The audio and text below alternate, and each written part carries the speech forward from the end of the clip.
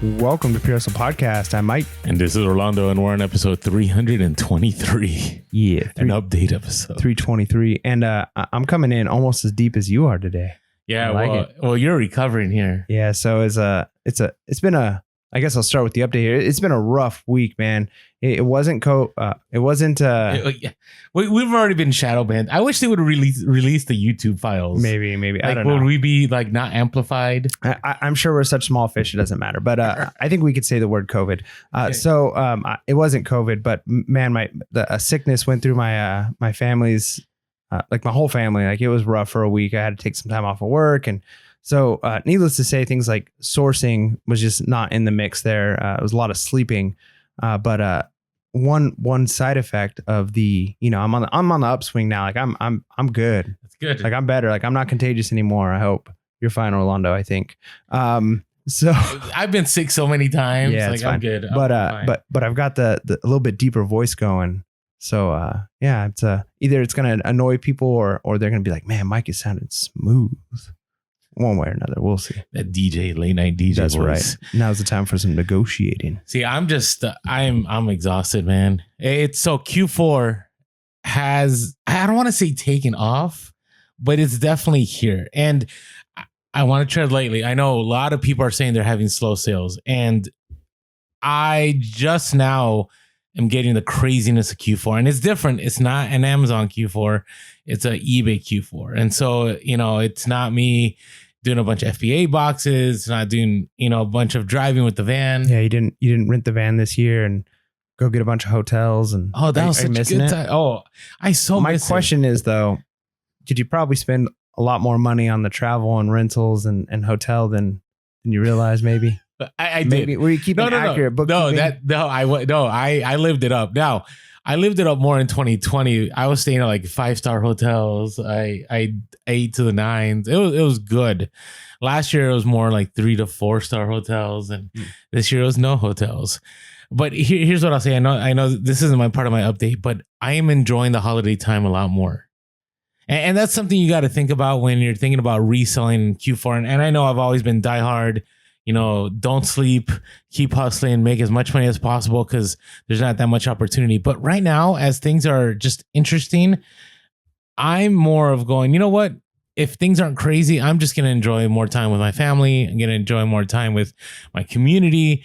And so I've had, a lot of opportunities to do some volunteering. I've had some opportunities to do some things with my family that I normally have not done in the holiday time. And so I'm okay this Q4. I mean, am I missing out the money? Sure. I mean, I remember the good old days of making several grand a day, and it's not like that right now, but it's just different. So again, ROI is still good. Just the return on investment is different. Yeah, you're investing in different things in some ways. But has eBay sales been? So yeah, it's been crazy. So this is what I'll say about all that is that, well, there's plenty to say. Okay. Before I say anything though, I do want to say thank you to all of you that took the time to let us know that our last episode was a great episode. Oh yeah. Because remember at the end of the episode, remember how I felt? Do you remember? I don't. So sometimes we record an episode, I'm like, that's a great episode. Then the other times, those are usually the really bad ones. I think so. And then when Orlando's like, I'm like, bro, that was great. You crushed it. Because that last one, okay, the one about needing to be more selective, I remember it was ruminating in my head and I didn't really know what it was going to look like. And I told you, I said, Mike, here's my thoughts. This is what I think what I think we should do. And he's like, all right, let's just go for it. And I remember at the end just feeling like, oh, this is terrible. Like, I don't. But I think what people appreciated really, and what I saw a lot of the comments was the fact that times are different, and recognizing that's what separates good resellers or good business people in pretty much any field. When things are really easy, like, back in a few years ago, or, back in 2005, pretty much anybody could be a real estate agent. Right? Like real estate agents were just like swimming in cash. It was ridiculous how much cash they were making. And the problem is the really bad ones were just spending their cash as if they expected their life was always going to look like that. And they weren't really developing their craft because anybody could sell a house at any time to almost anybody. And so when all of a sudden it's really hard, the housing market crashes, just out of necessity, a lot of people are going to have to find new jobs. A lot of whether it's real estate or other businesses, construction. But the ones who are seasoned, they're veterans, they're willing to stick it out, they're the ones that are going to be successful in the long run, even if they have to really cinch the belt and really kind of just be willing to go through a time of famine, honing their craft, becoming experts, being the only ones in the field. So when the market ticks back up, they're there. They're there to bring in the money, and they can keep bringing in the money until it gets really, really, really good, and they're wise with their money. And then all of a sudden, it's almost like bandwagon fans for a sport team. It's true, right? Like when a sport team is doing really, really well, everybody's a fan. Everybody's buying their stuff, and everybody's talking. It's almost like the World Cup that just happened. Oh my goodness, the students at my school, it's ridiculous. They're like wearing the jerseys. A great World Cup though. They've got they're collecting cards from it, and it's listening to them talk about stats and this team, and I'm thinking, most of you guys have never watched soccer before, but you've listened to some commentary about soccer, and because it's a big thing, everybody becomes an expert for a short amount of time.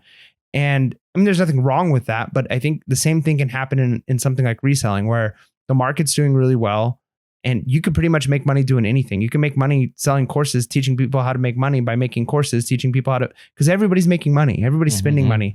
But the true test of a fan is the person who knows the stats on off seasons. The true test of a reseller, or the true test of any business person, is, are they willing to stick it out, hone their craft, and get through hard times, even if that means finding other side hustles, making things work, but not giving up. And we mentioned that for some people, maybe it is time to say hey, this isn't where I should be right now. This isn't my expertise. Or even just that the time I'm spending, the return on investment isn't worth it for me. I'm doing this part-time.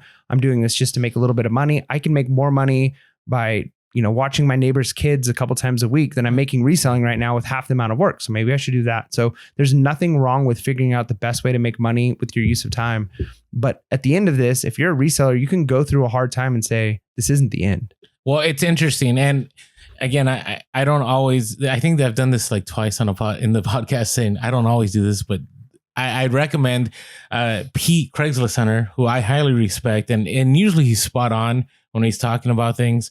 He recently, I mentioned the other day he was talking about the live, and I just saw another video. I'm like, this is really good. And now Mike and I was looking at when Mike and I were talking about recession, and we started talking about recession, which I think that's why we were shadow banned 7 months ago. 7 months ago, we started talking about reselling in a recession. I feel like it was even before that, because before you got to this house. Oh yeah, that's true. You're right. We were talking about recession. I remember we recorded one where I was in my car. We were in between studios at a time, and that's right. That's a long time ago. We're talking about because you don't have to be a genius to recognize that the markets are always. It's always there's periods of growth and expansion. There's periods of retraction. And those periods tend to be 7 to 14 years long, depending on what's going on. And we were in one of the longest periods of growth and expansion that our country has ever been in. And it's just obvious that there's going to be a downhill to this. It doesn't keep going up forever. And so just recognizing that, is going to help you be a more successful reseller, because you're going to be paying attention to the markets. You're going to be paying attention to what's happening. And then it allows you to also be, reflect and think, I've never been through a recession as a reseller before.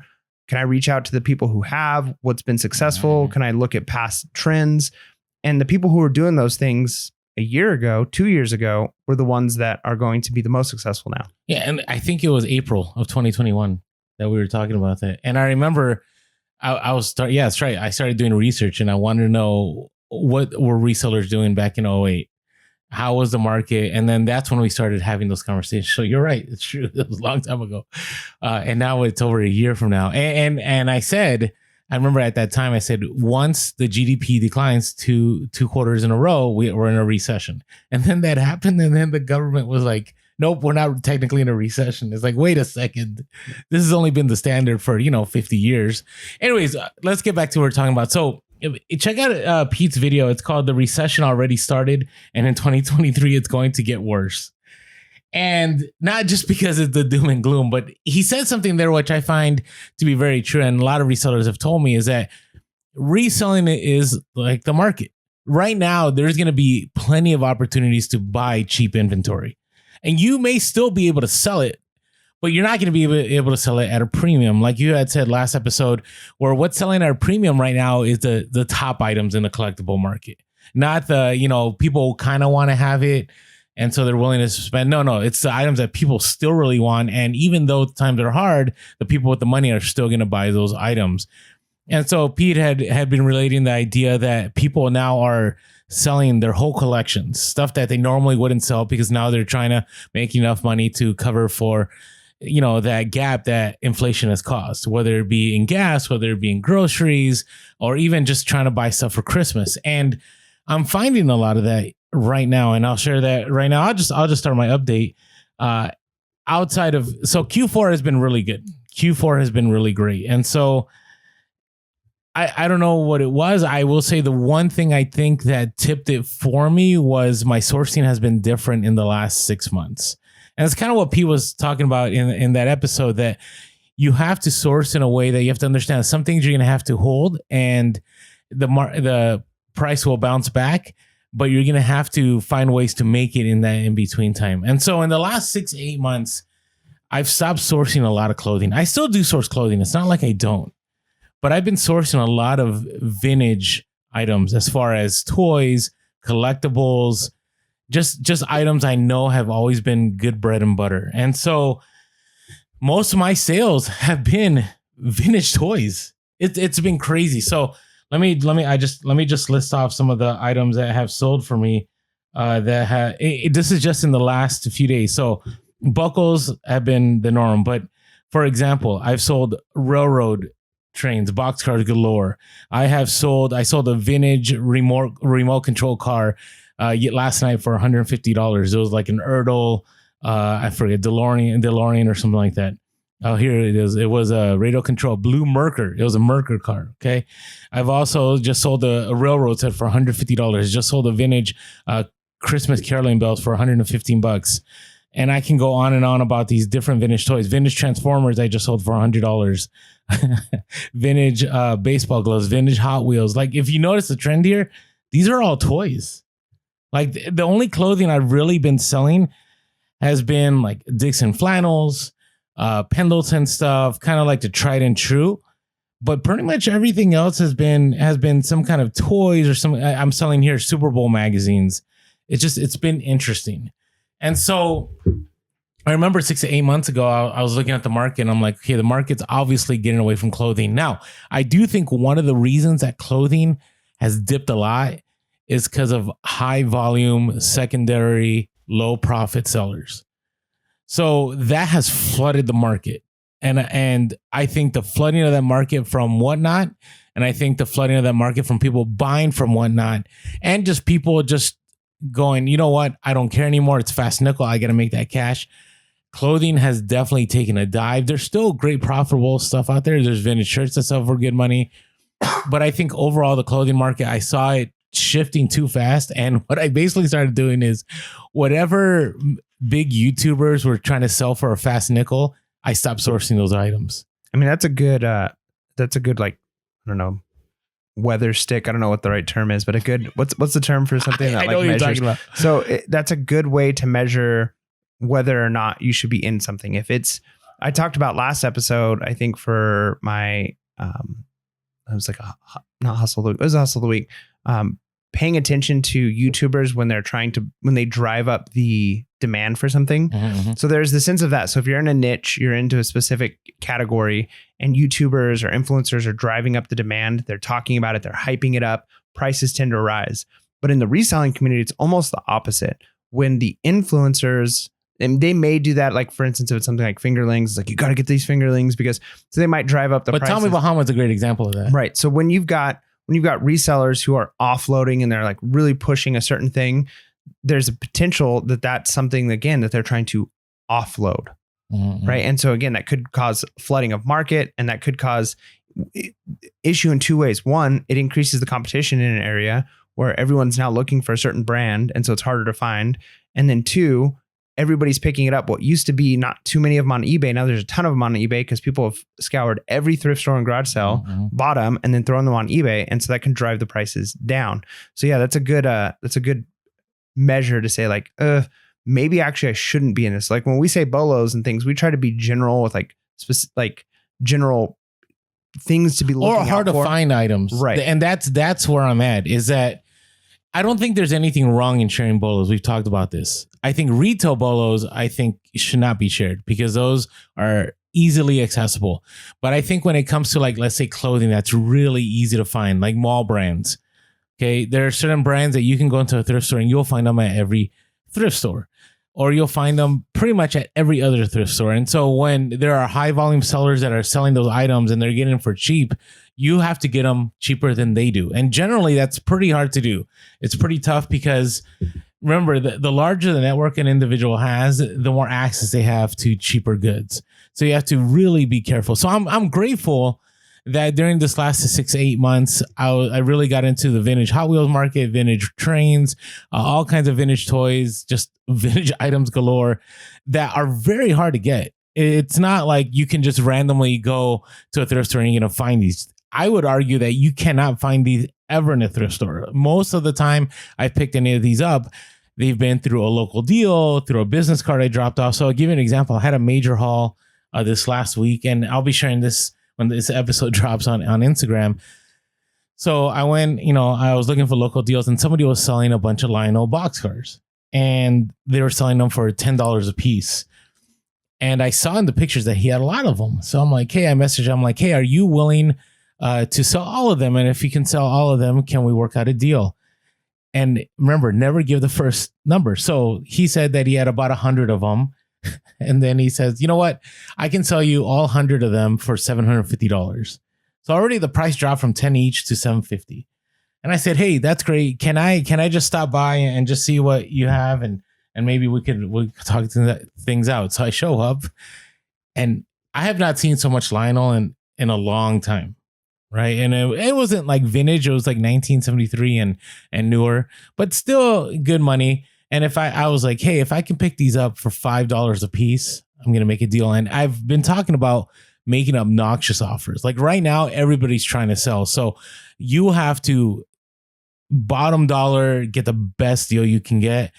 And most of the time, I think you can get it because people are really wanting to offload items. And so I said, listen, I know you had to $750, but I'm at a certain price point. What can we do? And you'll see this in the Instagram video. And he's like, I don't know. How about 600? So already dropped another 150. I haven't said a word yet about what I'm thinking. And then I was like, I don't know. I said, hey, listen, I'm gonna give you a number, but I don't know if we'll be able to be friends after I give you this number. So I hope you're cool with this. That's another line I use. Yeah, it's a good way to disarm people. It's like it goes back to that the negotiating book of like if you make yourself the bad guy, it's harder for other people to look at you as the bad guy. And it's almost like a joke. You're like, I know I'm a total jerk, but and then you say the thing. And I really like the guy. I mean, we were talking, I was asking him, like, explain to me the difference between O gauge and O27 and explain to me why these Lionel trains are more valuable than these. And because I was really interested. So that I think helped.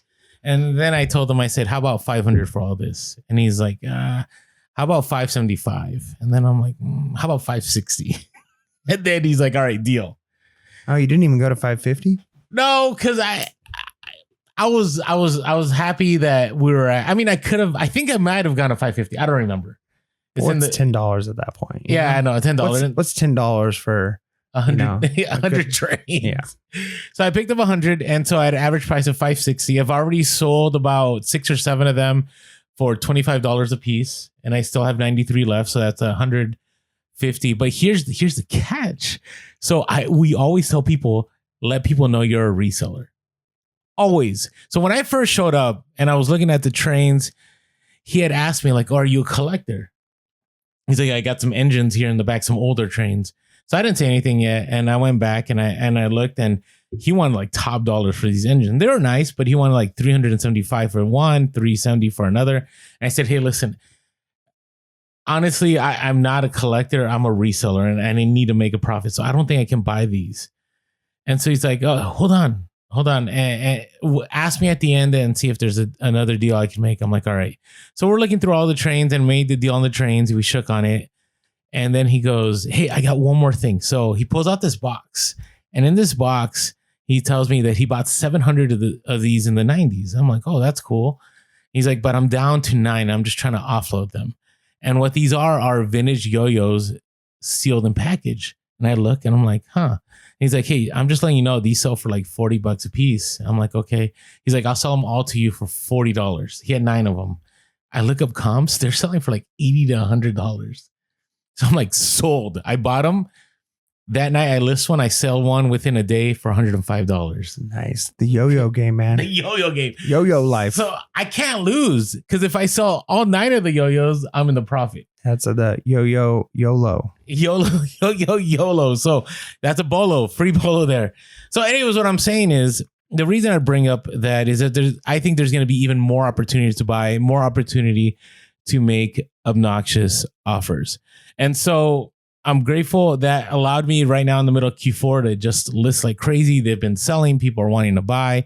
And yes, things have picked up. And I know that's not for everyone, but make sure that as you're reflecting on 2022, and we'll have a whole episode on this, that you're taking a look at the market and you're being real with yourself. Like, what is not selling anymore, right? You might have had a huge haul of Pendletons and picked up 50, and maybe Pendletons aren't selling as well. I think they still are, but maybe it's slowed down. They're not selling as fast. Or maybe you've really gotten, excellent at picking up certain kinds of boots, and they were selling really well last year. And now you're looking back over the year and you're like, maybe I need to start sourcing differently, because I think that's going to make the difference. And we're going to do a mini-sode here soon about what doesn't lead to more sales. And I'm telling you, I don't believe constant listing leads to more sales. I think listing of, I know this is going to sound stupid, listing of good quality items that people want. But I'm telling you that there's this trope out there, like you just list every day, sales will come. But in this economy, I don't know if that's the case. Yeah, so anyways, what's going on with you, man? Sorry. All right. So my story will kind of also be my random story because it's a little random. So first off, just as far as selling, I found that I've almost exclusively been selling shoes. Like really? I don't know if it's crazy. Part of it is I haven't sourced a lot of new like toy type inventory. And I think, like you said, that's obviously going to be hot during Q4. But I'm still doing fine with shoes, like the bread and butter type thing, shoes, some jeans, things like that. But so I've got this story here, and it kind of connects to a video I did a while back for the podcast where I was talking about buying on Kickstarter and selling. And one of the biggest risks that I took on Kickstarter has turned into a fiasco. So for those of you who don't know, Kickstarter is a platform. It's a crowdfunding platform where people show their idea. They've got an invention, a project, whatever it is, and you pledge a certain amount. So they have a goal. So then maybe it's $100,000. If I reach $100,000, the pledge is $100 per item or whatever it is, then I'll be able to produce these items, ship them out. And typically Kickstarter is pretty good with, it's kind of a no guarantee thing in some ways, but usually the ones that are towards the top, the highest parts of Kickstarter are going to be from people, creators who've already had successful platforms. So if they've had successful Kickstarters in the past, successful projects, you can look and say, hey, they've already produced 4 or 5 different games or widgets or whatever it is that they're making, and they've successfully created and delivered them. So I can back this. Well, there was a project back in 2020. I funded this in May of 2020, May 5th to be exact. And it was a project for miniatures, for like games like D&D, that type of stuff. Okay. And typically for miniatures, depending on the type of game, if you're talking like Games Workshop, that's a bolo for you. Games Workshop games, especially for like Warhammer 40K, those types of games, or even the old Warhammer game, they're very, very, very profitable. You're paying out the nose. I mean, you could potentially, if it's just like a box of models, maybe you're getting 10 models and you're paying like $40 for it. Sometimes individual models can be $30 to several $100s depending on the model themselves. But a typical D&D miniature, if you just walked into a game shop and you bought one, plastic, good resin, you're probably paying like anywhere from $5 to $12 for it. Or even on Amazon, you're paying $12 per miniature. And there have been in the past some pretty successful ones launched by Reaper where they do like a whole bunch of them at once. Well, this is one called Blacklist Miniatures. And there may be, I'm sure with our fan base, there's at least 1 or 2 other people who maybe are in this fiasco with me. So back in 2020, this almost too good to be true, but this this creator had created multiple games, had successfully funded them and shipped them out. So I backed this thing called Blacklist fantasy miniatures thing, and it was over 200 miniatures. And the way Kickstarter often works is there's like tiers that you can unlock along the way. Okay. So it started with 75 miniatures, and every time it got to like a new milestone, so like once we raise 100,000, it'll unlock these 10 more miniatures. So you pay one price, but you get these if we reach this. And once we reach this goal, then it unlocks these miniatures. So by the time it was said and done, the project had, I've got the number here, $1,156,102 is how much they raised, and with 16,420 backers. Now I bought multiple because it was such a good deal, because it was like $65. I had to pay shipping too. Shipping was $15 or something like that. But I paid $65 for over 200 miniatures. So my thought is I'm going to be able to sell these when these come easily for $300 a box, right? $65 to 300. That's a pretty good deal.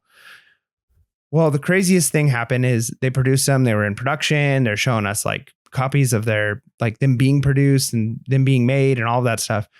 And they finally were done. They're going to ship out. They were supposed to ship out December of 2020. So I was thinking I'll get them probably like after Christmas. Well, it's after Christmas, some issues, blah, blah, blah. Obviously it's 2020 and there's like shipping issues. So they're stuck in the boats in China. We can't get the cargo ships for them. And that was one of the times I was like, I know we're having issues with shipping, like the shipping chain, the supply chain, because I mean, I'm seeing this, right? This company is showing us the receipts from the companies, their back and forth emails. They could not secure the cargo ships in order to get the stuff here. Finally, they start getting some ships and like, okay, it's going to be a couple more months because it's coming from China and it's got to go to this port first and then this port. They ended up shipping all of the ones that were not for America or North America. So Canada, United States, Mexico, all of the ones for like Europe, Australia, those areas, those continents, those all shipped. People got them. I started seeing like people getting them, opening, unboxing. I'm like, sweet, mine's coming. Crickets for the American one. And then I'm telling you, the literally years of occasional updates, thousands of comments. There's like almost 30,000 comments of people like blowing this company up. So what happened is they all got to the warehouse in the United States over a year ago, and they've been sitting in the warehouse because the company spent all of the money for shipping to ship them to Europe. Oh my goodness. And they didn't have the money to fulfill shipping in North America. So my miniatures, along with everybody else who bought them in North America, have been sitting for like a year and a half inside of a warehouse inside of America, held hostage. There's nothing we can do about it. People are reaching out to them like, what if I just paid you individually for shipping? Could you ship them out? No. This company, and the problem was not only are they racking up storage fees. I mean, you know how it is with Amazon. You have stuff in storage, you're paying big space fees. Yeah. Not only are they racking up storage fees, but the cost of the company, the cost of the company is called QML, is like the logistics company that ships it all out. That company had kept raising their rates because it's getting more expensive to ship. So what would have cost them X amount. So what they had available to ship wasn't even going to cover like 10% of the cost to ship to North America. And this company's like, no, we're not shipping your stuff until you pay us our money. So it has been a long ride. People have been like, we've been getting told up and down by the company. Occasionally they're like, we've got an investor. They're going to invest to help us with other games, and it's going to help cover the shipping for this. Just be patient. And one of the things that came up during the discussion, which I thought was interesting, and it kind of applies to us as resellers too, is that people were like, legally, I paid my shipping. Mm-hmm. I paid to have this shipped. You shipped it and it hasn't come to me, and it's like, is that mail fraud? Like that was what some people were saying. Like, is this mail fraud? The fact that we paid for shipping on this, it's been shipped, but like you're not fulfilling the shipping for not like one person that got lost, but hundreds of thousands of people. Well, there's 16,000 people. So probably a lot of people, probably like 10,000 people are waiting for their miniatures, and they're all just sitting in a warehouse, and there's nothing we can do about it. Well, finally the company QML kind of took over, and they did their own thing. They kind of, that company Blacklist that made these miniatures, they've dissolved. They've people have like, I think there's like legal issues galore on this. But anyways, QML was able to work out a deal with Kickstarter and the pledge fund manager, and we were able to pay them directly for the shipping of it. Mm-hmm. And so I had to pay additional shipping. And so I had to kind of figure out, okay, sunk cost, right? I've already paid X amount. It's been sitting, that money's gone. Because a lot of times people think like, well, I've already paid so much for something, I might as well pay extra. It doesn't always work that way, right? Like that money is sunk cost. That money is gone. You kind of have to look at it as square one. Would I pay this now? And so I did the math and it still worked out. I'm still going to be able to make a profit, but I had to pay like an additional $30 shipping or $25 shipping per box that was going to be shipped to me, which is a pain, but it's actually going to come. Like these are actually going to come, which is exciting. Now, the bummer with this is I think part of the deal that they made with this company, this logistics shipping company, was that all of the extras that like people backed out of or whatever happened, I think there was something crazy, like almost 800 extra copies of the game or of the miniatures that were like, it is a mess. So like 800 copies of this, like not claimed. So QML basically took over these. So they get to sell them at retail price, but they offered them to us backers first. So I could have paid however much it was. They were charging more from like $150 each if I wanted to buy more of them. But I'm like, I'm not going to buy any more at this point. Like I've already paid way too much. At that point, my profit margin goes down. But here's my concern. These I'm thinking are probably going to come in the next few months. But because QML has all of these extra ones that aren't going to the people who originally wanted them for themselves, the market's going to be flooded for a little while. Mm-hmm. They're going to be the ones selling them. They're going to be selling them at retail value.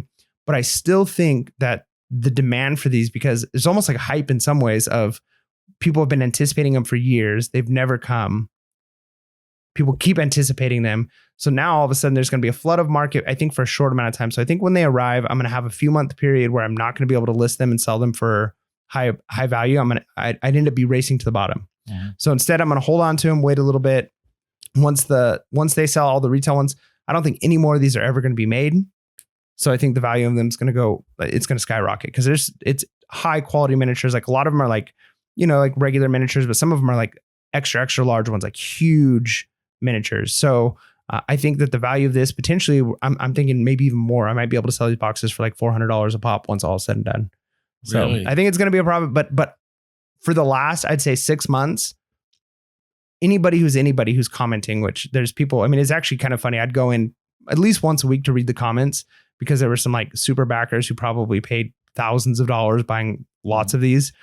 Just hilarious comments. There's one person who pretended to be the owner of the company and would like do a long memo every single week of like, just so you know, you're not going to get your miniatures, but we're going to take more money from you and just like funny stuff. So it's been a nightmare, but I think when it's all said and done, it's going to be profitable. And to go from thinking that was just lost money, that I had gambled the money and it didn't pay off, which is a risk with Kickstarter, but Kickstarter can be very valuable. A lot of things, especially because you get Kickstarter exclusives, can be very, very valuable. If you've got sealed, and one of the reasons too is a lot of times these are limited runs. These aren't things like some Kickstarters are popular enough, like Exploding Kittens. I'm sure you've seen that game at like Target, where Target or somebody else picks it up and more copies will be made forever. Where other things, there's only maybe 1,000 or 10,000 of them made and there'll never be more of them made. But like really cool things, like there was a Teenage Mutant Ninja Turtles game that was like epic. And I had you had those from that dealer. Yeah, crazy dealer. And they were like, when you got them on Kickstarter, you probably paid like $150, $200 for them. And they were selling for like $800 on eBay. So it can pay off, but it is a little risky. So I took the risk and I thought for sure I lost the money. And to like have it like, I'm going to get these miniatures, it's actually going to happen. Man, that was like, it made my week. So I wasn't able to source this week, but the fact that I paid for shipping like was the happiest moment of my life. Not the happiest, but it was an interesting niche to get into to resell because it's not talked much. I don't think I've ever heard anybody, at least in the, mainstream reselling community ever talk about it. You might be the only one. I mean, there's others. I mean, I've actually talked to quite a few people, like, but not like YouTubers, not YouTubers, like that. You know what I mean? So interesting. So maybe we'll just delete this after we're done with this episode. And I'm just joking. All right, now that's good. Now I have okay, before we get into it, in case you need some shipping supplies at this moment, one place that is not scarce is American Bubble Boy. And I got to tell you, selling all these collectibles and vintage stuff, I've never needed so much bubble wrap in my life. But it's been awesome because I've been able to order from AmericanBubbleBoy.com. If you go to the link below, it helps us out. It's our affiliate link. But you get next day, 2-day, you can even do local pickup and the shipping is free and it's pretty quick. And so when you need it, it's going to be here. And I'm telling you, even this week, you might be running low. It's a great time to buy because you never know when that flood of sales is going to come and you're going to say, wow, I'm so glad American Bubble Boy had that next day shipping. And so it's been really helpful for me. I'm just not pushing this just because it helps us out. I'm telling you, I'm a constant buyer of American Bubble Boy for myself. And so is Mike. Yeah. So, all right. So random story. So I'm just going to share one because we've really gone long in this update section. It's crazy. This might be longest episode in a while. So I went to this estate sale and it showed up really late. I've been sourcing into December, which I've never gone to garage sales in December. This is weird. So I go to the estate sale. I drive about 30, 40 minutes from where I live. And I go to the second floor and it's clothing. And it's really weird the way they had it set up. All shoes were $2. So I'm like, oh, wow, I'm going to score some things. There was actually shape-ups new in box. Guess what? I didn't pick them up. I don't pick up shape-ups anymore. Those are like, you're asking just to lose money. And the way you're going to lose money is when it gets shipped back to you if you do free returns. So maybe don't do free returns, not shape-ups. But the material on those fall apart. So I'm going through the clothing and I'm seeing these tags. And I see these vintage New It tags, shirts, and they wanted $26 for each of them. And I'm like, what? $26? And there's other resellers in the room. Like, am I reading this right? They want $26 for these t-shirts? And they're like, yeah, it's kind of crazy. This is probably the most expensive estate sale I've been to. Now, I'm not saying I'm the estate sale guy, but I go through a lot. I go to a lot of estate sales, and generally clothing, shirts, at least here in San Diego, maybe $4 to $5 a piece. Maybe. I've seen Hawaiian shirts sometimes for $7, but generally you can negotiate. And there also was a sign that said cashiers cannot negotiate. I've always said this. Always ask. Doesn't matter. It doesn't matter. Just be that arrogant person and think the rules don't apply to you. Okay. So I asked the lady there, I'm like, hey, so are you guys serious that you guys won't negotiate? I mean, because these prices are kind of high. And usually I'm not that guy, but I was that guy this time because I was like, this is kind of off. And she goes, yeah, but you know what? If you buy enough, maybe we can make a deal. And sure enough, here we go. So I picked up all the shirts and I put them on the table and I said, hey, listen, let's just see what lands. And if I can't buy, I can't buy. She's like, you know what? Let me see what I can do for you. So she goes, she talks to the head of the estate sale. She comes back. She's like, I'll give you all of this for 50% off. I'm like, all right, deal. Because the vintage shirts, I could probably sell for like $100 a piece. And so even 26 isn't bad. It wasn't bad, but it's the principle that matter. It's an estate sale, okay? So then I go down to the final table. So you don't pay you give your receipt, then you go downstairs and then you go to the final table. And again, there's another sign, cashiers will not negotiate.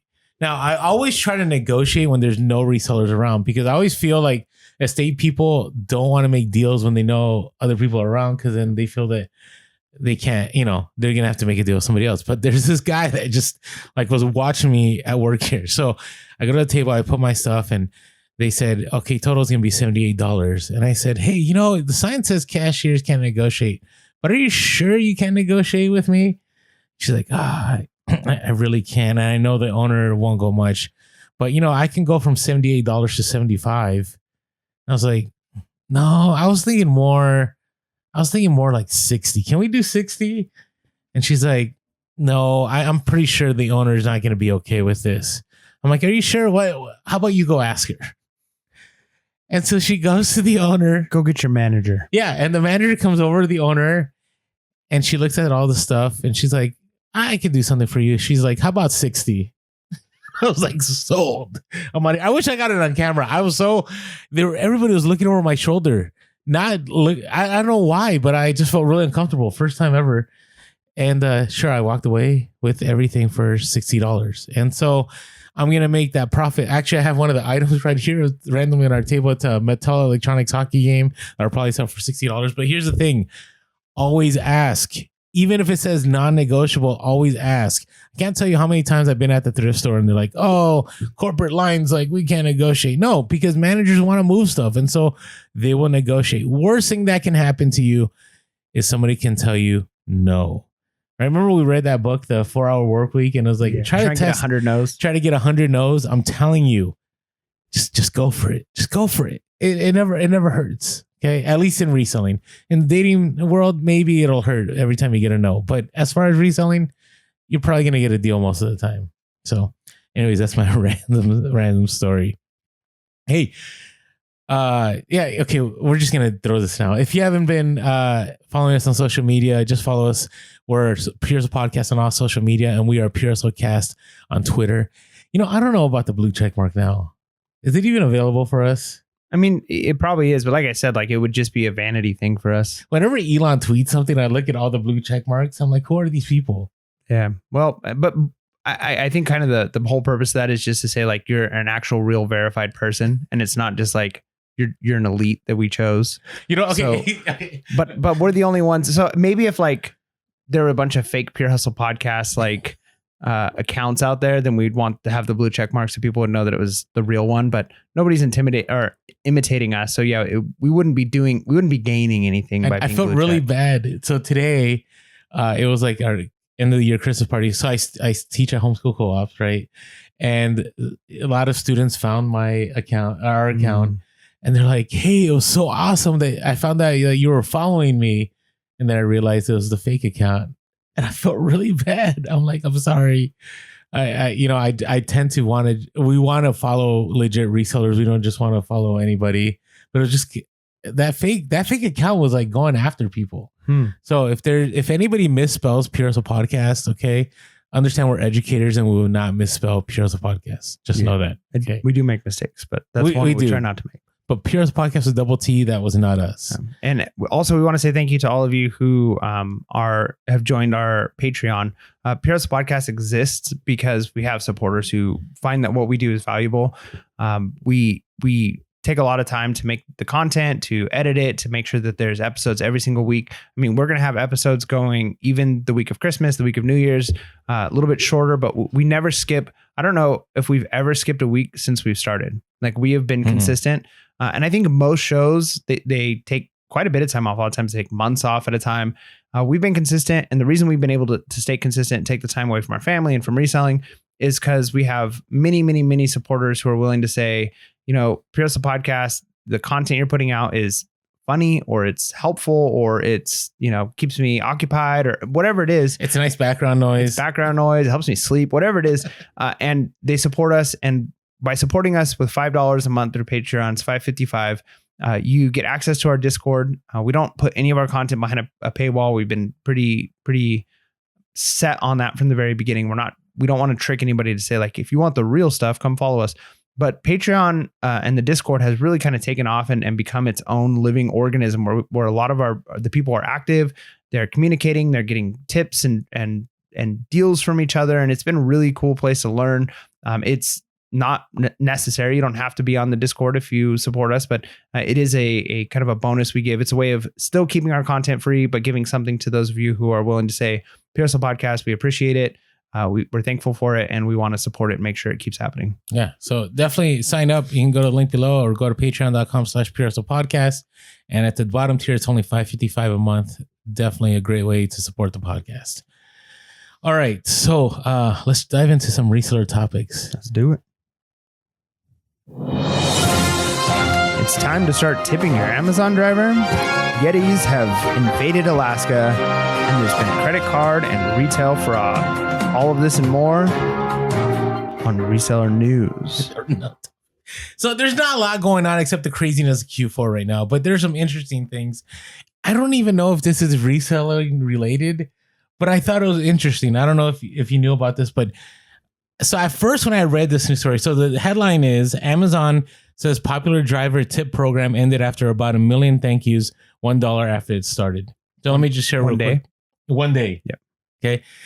So Amazon has ended a promotion that allowed customers to thank their delivery drivers with a tip paid for by Amazon. So initially I thought it was people were tipping the Amazon driver, but it was Amazon.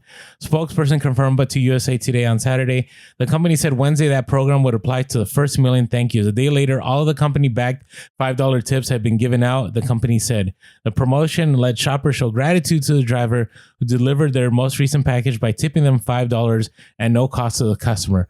Customers with an Alexa and Alexa-enabled device or Amazon Shopping mobile app could initiate the tip saying, Alexa, thank my driver. In addition to the $5 tips, the first 5 drivers with the most thank yous would be rewarded $10,000 plus an additional $10,000 to their charity of choice, Amazon said in a Wednesday press release. Oh, that's a cool program. It's one of those ways that they can kind of give a bonus. And one of the cool things that people don't realize, I mean, there are official Amazon drivers that work for Amazon. And then there are a lot of people who kind of do it as a side hustle. Mm-hmm. When you get the random people who pull up in their car and they just stop in your house and they don't know where to deliver stuff.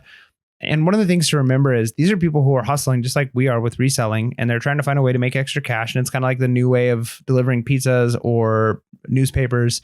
And I know a lot of people who do this. In fact, I know a person who's a teacher, works at my work, and he goes in the morning. And so that's why sometimes you see it's like your item's been picked up by the driver, but it's like way later in the day that it gets delivered. He has to drive really early in the morning to the warehouse, pick up a bunch of packages. And then on his way home from work, he drops off the packages. They like give him his route and he drops them off. And that's the way he's able to pay for his mortgage, right? Like he needs that. And it's, you look at that and it's like, it's a bummer that people have to do that. But a lot of these people, I could imagine like, it would be very nice to say, because people are going to like automatically turn off and say I'm a bad guy because I'm not a huge fan of tipping. But I think we need to talk about no, we're not. Everything is tipped. Yeah, that's where the problem is. Like there's like the traditional, like where you'd say, okay, like server jobs.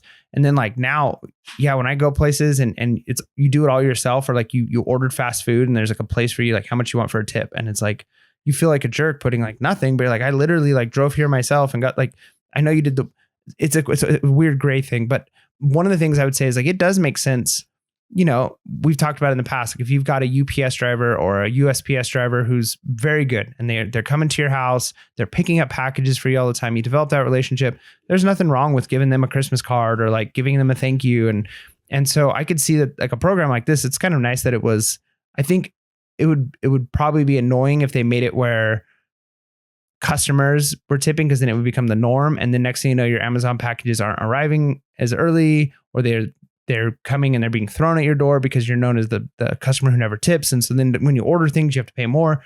So it's kind of a cool program that it was Amazon actually paying. I just wonder, the reason I brought it up, I'm just wondering if there's something reseller related or something that we're not seeing. Like, is it something that a program that eventually people will be able to get their items faster if they tip a driver? Well, because even right now, like they have a thing on Amazon that you can get your package overnight, either by spending more than, I think it's like $25, or by paying $2.99.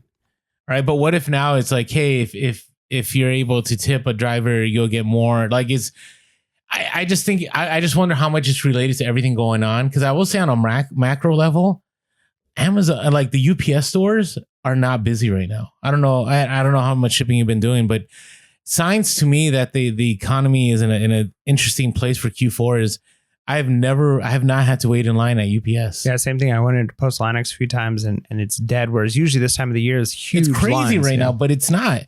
Post office, not crazy. Like it hasn't been stuffed in the little thing that you put your packages in. Like I haven't had an issue. So I just wonder if Amazon right now, as a result of having to lay off those workers, as a result of not getting that much business in shipping, now they're just trying to keep morale going. So this is a morale boost for sure. Yeah. So I don't know, but it was a good thing. Now, I think this story was interesting. So, hey, if anybody wants to go sourcing with me, like take a flight to Alaska, and actually it's happening in Seattle and in Washington, like we can score some Yetis. Okay. So let's take a look at what's going on here. Okay, so an invasion is brewing in the Bering Sea, however. This solution campaign is one of happy discovery and debris retrieval. The amphibious assault, originating in the Philippines, was prosecuted by beverage coolers popular among middle-class outdoorsmen and Oregonians. What is this? It's a National Review. I don't know why I didn't pick up an easier place to read. The Wall Street Journal reports that a shipping mishap has made U.S.-based Yeti the largest navy in the world, with 1,600 of its products cruising the Pacific Ocean. So let me read this real quick. This is an interesting story. Katie Peavy runs a whale-watching tour business and knows the local seas as well as anybody in her coastal city of Craig, Alaska. When Miss Peavy heard last fall about her freight losing shipping containers in rough waters off the coast of British Columbia, the longtime beachcomber knew by experience that cargo would likely drift her way. Storms and currents in the Gulf of Alaska deliver all manner of flotsam to shore, never though a bounty like this one. In April, Miss Peavy, her son and daughter-in-law piled into a 22-foot Hughes Craft Ocean Pro boat for a scouting mission around Sumez Island. She waited on the boat while they searched the shoreline. While watching through binoculars, Miss Peavy soon saw her son carrying what looked like a big styrofoam block. It was a Yeti cooler, the kind that fetched as much as $750. We wanted to keep it quiet, she said, but we told a few people and we go out. News of the seaborne windfall kicked off a search frenzy that looked like an Easter egg hunt, said Kurt Whitehead, 51, a commercial fisherman in Qualak, Alaska. So basically what's happening off the coast of Alaska and Seattle is a bunch of Yetis are just showing up on beaches. And actually, there's another story I read of people going in planes and looking for Yetis along the coast. It's like a treasure chest, but it's a cooler. How fun would that be, though? I think that would be fun. Unless you don't find anything. But once you start finding those Yeti coolers, you're kind of like, wow, let's keep searching. I mean, it's not bad. Like I was thinking, like, if I caught a flight, right, it'd cost me like, oh my gosh, $200, right? And then, you know, I start looking on the coast and because I saw there's a picture and I'll post it today on Instagram. There's a picture of like somebody that had a plane that found like 50 Yetis. So here's the way. So during the gold rush in California, you know who made the money? The people selling the tools that is and the stuff to get the gold, not the people getting the gold. And so that's the same thing. It's like that would be like a new gold rush. You'd spend way more money going out there than you could possibly get finding a couple of Yetis. That's a great fact. But anyways, if you're looking for a place to source Yetis, and if you don't know what a Yeti is, because people are like, are you looking for the abominable snowman? Yetis are these coolers. Okay, sometimes everybody knows what a Yeti is. Was that? Everybody. You think so? Yes. All right. Anyways, if you're new, that's what they are. The best ones I've sold lately are the 24 roadie, where you can put like 24 cans in a Yeti. So anyways, good. I thought it was a fun story. All right. So this one isn't a story, but I came across, I was bored one day and I was on Netflix and there was a movie. I think it's the gal from Parks and Rec. Like the one with the attitude. Mm-hmm. I think her name's Aubrey Plaza. I can't remember, but I was intrigued because it was about credit card fraud. And the only reason I was intrigued was because when I used to work for Target and Marshall Fields and I used to do their security, we had credit card fraud all the time, but it was so easy to catch because usually these people would go in and they would spend like $1,000 and like, you know, it'd be something like somebody that looked like me. In case you haven't watched the YouTube, you should jump over to YouTube. By the way, we didn't mention that, so you know what we look like. But it'd be something like, you know, and their name and the name on my credit card would be John Smith. I look nothing like a John Smith. Okay, at least I don't think I do. What's that supposed to mean? Whatever, you interpret what you want. Okay. But it would be really easy. And sure enough, we'd call the cops and lo and behold, this guy's not John Smith. And it was credit card fraud. Well, in this movie, what happens is that somebody pays somebody $200. And what they do is they pay these individuals to use these credit cards. So the credit cards aren't stolen. What you can do is you can get I'm not going to go into logistics of it, but you can get credit card numbers. And then you put these credit card numbers onto these, you know, credit cards that don't have an account. And then what they would do is they pay these people $200 to just go in the store and make one purchase. So they would buy like one plasma TV for, is there such thing as plasma TVs anymore? I don't know. A flat screen TV. Plasma's from the early 2000s. One of them fancy TVs. A flat screen TV for $800. Or they would go and buy like a video game console, or they would buy something and then they would come back and they get paid $200. And then this guy that organizes this, so he has like 50 people do this. Then he's fencing all this stuff on Craigslist and he's fencing it on OfferUp or whatever, or maybe Amazon and eBay. And I thought to myself, I said, this has to be true to life. Yeah. Like how often, like, cause this is really hard to catch. Yeah. No, I'm sure that happens. I mean, well, and something for sure that I know is happening right now. So, along those same lines of like credit card theft and those rings, we talked about that even with like the theft, like, you know, if it's under $400 or however much that is now, that's like, they don't even prosecute. But one of the things that's really booming right now is gift card fraud. And I bought a gift card for my friend for his birthday and I gave it to him and I bought it, paid for it that night at a Albertsons, and it wasn't tampered with or anything. Put $25 on it, gave it to him. A couple days later, he's like, hey, like, just want to let you know, like, there's an issue with like the card. Like, do you like how much money was on it? Because I'm trying to deal with Amazon. And so I tell him, so it's $25. And I had like the receipt that showed that I put the money on it. I had the confirmation code receipt still. And so I took pictures. I sent it to him. and somebody had hacked that card What? and got the money, and there was nothing we could do. He ended up giving me the card. We called Amazon. Like they were like, no, like literally like minutes after you put money on the card, it was already spent. Like then there's nothing we could do about it. Like we can't prove anything. And then recently my wife read an article that it's happening a lot at stores, and they've like tell you like if you get gift cards, get them usually from the back of the rack, because a lot of times the people who will scam them will put them towards the front, so it's the one you pick up and you scan. And then they said, somebody asked, like the news person asked, like how are they doing this? Like, because this doesn't make sense how they're able to get away with this. And the company, I think it was Visa, was the one going through this, was like, we actually honestly like are not going to say why and how it's happening. We're still like figuring it all out. But they said, because we don't want other people copying this, because it's basically such an ingenious thing that they're doing. So be careful. If you're getting gift cards for people, it's actually better to do like e-gift cards where you send them through email. Yeah. That's actually a safer way right now than to buy gift cards at a store. Because I mean, the way people will fraud, they can fraud anything. I mean, it's pretty crazy. No, I've seen people on social media that have bought gift cards and they go, and you know how you scratch off for the code? It's already been scratched off. Yeah. Well, this one for sure hadn't been tampered with at all. Interesting. Yeah. So before this becomes a show that is about crime, whatever, I just wanted to say, as a reseller, this is why I'm very much pushing that retail arbitrage I think it's just going to get more difficult. As technology gets better at this, as people are able to commit more fraud.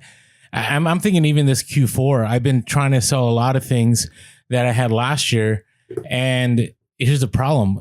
You can't compete with theft, right? You can't compete with super low dollar amounts. And so just be aware of that. Just be aware if you're getting into retail arbitrage, there's always that element. And that element, can definitely tank and create a huge race to the bottom, all the prices that you've been expecting. And that's why I kind of like eBay now a lot more.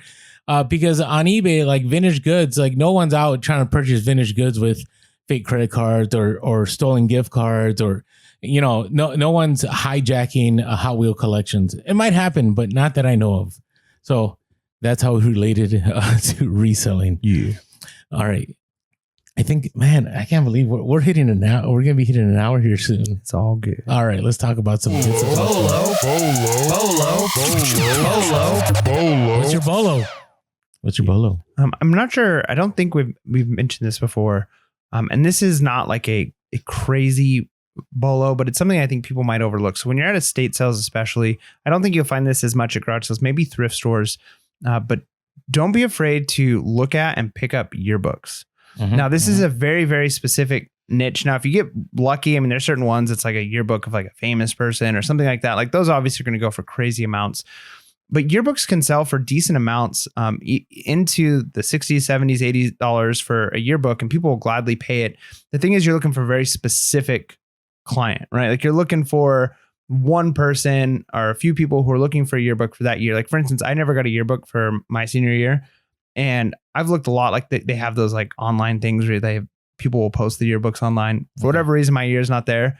I have not been able to find it on eBay, but I occasionally look to see like, man, if somebody were to put it up on eBay, I'd buy it just because, I forgot the names of most of those people. And, it'd be kind of cool to see where some of those people are today. And so people think about like an estate sale. Somebody's got a yearbook from the 50s. They've passed away. It's just there in the house. And if a family haven't picked it up, because a lot of times they're like, yeah, I don't really care about my dad's or my grandpa's like high school mates. But there are a lot of people who, if you lose a yearbook, you can't get another one most of the time. So if you're looking for, maybe your grandparents had a fire in their house and they lost a lot of things from their youth and they've been looking for a yearbook, you can't just go to the publisher unless it's like relatively new or something like that. So you could pick up a yearbook and be sitting on it for a long time because you're looking for one person. It's not like, maybe some people collect yearbooks. I don't know. Well, they do because you find celebrities. Right. That's what I mean. So there are people who are looking for famous ones. But if it's just like, there's no celebrity in it and it's just a regular yearbook. Still list it. You can still list it, right? And a lot of times you're able to pick these up for dirt cheap because again, this is one of those things that most people in the world don't care about. So you can pick it up for 50 cents at an estate sale, no problem. All right, throw it up, list it for $60, throw it in a corner, no big deal. Maybe it never sells, you lost $50, but you can do pretty good. And that kind of leads to another part of this bolo, which is hardbound books. And I know, like, we've talked about books and which types of years and things like that can be useful and valuable. But I have always, like, if I buy books, like a fiction book, I'm always buying the paperback. To me, I prefer a paperback. It's easier to like fold, hold in my hand. But as I've been building a library of like more valuable books that like are, not mass produced. They're ones maybe from smaller publishers. I really like a certain topic, and there was only a handful of these books, like thousands of them made. I prefer the hardback 100%. And one of the things I've noticed is even books as recent as the last 30 years, if it's a hardback version of it, they can sell for crazy amounts of money. And so obviously you can walk into an estate sale and just see walls of hardback books. So it's not like that's just a bolo. But a lot of times where a paperback might only fetch you $30, $40, the hardback might fetch you well over $100. I've just recently was able to score a hardback book on eBay. I think the person didn't realize that the hardbacks usually go for like $150. And they listed a hardback for the price that the paperbacks were going, which was like $35. And so I snagged it. Can you tell everyone what? No, I'm not going to say what the book was. But so be on the lookout. There's certain things that are going to be, like I said, yearbooks can be valuable, can be. Again, some people are on the hunt. So maybe lot them, right? If you got a whole bunch of them and people that are collectors. But you never know. You might sit on it for years and years and years. May never sell. But if it does sell, I'd be willing to pay $60-$70 for my yearbook, No, I get it. I mean, and it doesn't even have to be a big school. The smaller schools are even harder to find, right? So you never know. And again, are you willing to do the long tail game? Again, if you can get it for cheap, again, cost is everything. If you get it for cheap and it's not going to cost you much to have it listed for a while, why not? And I'm pretty sure a lot of people in the comments are going to say, I saw yearbook, because in the Discord, I think we've had a few conversations about yearbooks. So, all right, my bolo are Christmas Carol bells, like electronic bells. So they're called Yay Merry Minstrel. That's just the kind that I guess that sells well. But it's been interesting because these bells, I don't know, like 2 years ago, I'd pick them up and they took about 6 months to sell, sometimes a year. Now I will pick these up and within the week they're gone. Now it could be because right now, because it's Q4, Christmas. It could be, but it's interesting because I think it's just something that is no longer being made. And again, keep an eye. So for example, I picked up a fiber optic Christmas wreath, fiber optics, how things change colors and stuff. And those sell well too. Right. But I would say keep an eye for Christmas caroling bells. I've already mentioned Mr. Christmas on this podcast, anything Mr. Christmas, but this one is by the company Ye Merry Minstrel. And these actually sell really well. You can pick them up for like $2, $5. And generally they'll sell at the low end, $60, on the high end, $120, $130. I've even, I think I sold one close to $150 one time. So keep an eye out. Definitely a bolo. They're in a green box. Easy to test. Make sure you take that video for your eBay listing and you should be good. All right. Hey, before we move on, if you definitely want to get stuff at a low cost and source well, you can go over to Whatnot. So use our link below and you'll get $15 credit, which will give you an even lower price for those items that you're sourcing. So go on over to our link, $15 credit. You don't have to buy anything that we auction. You can buy from anyone.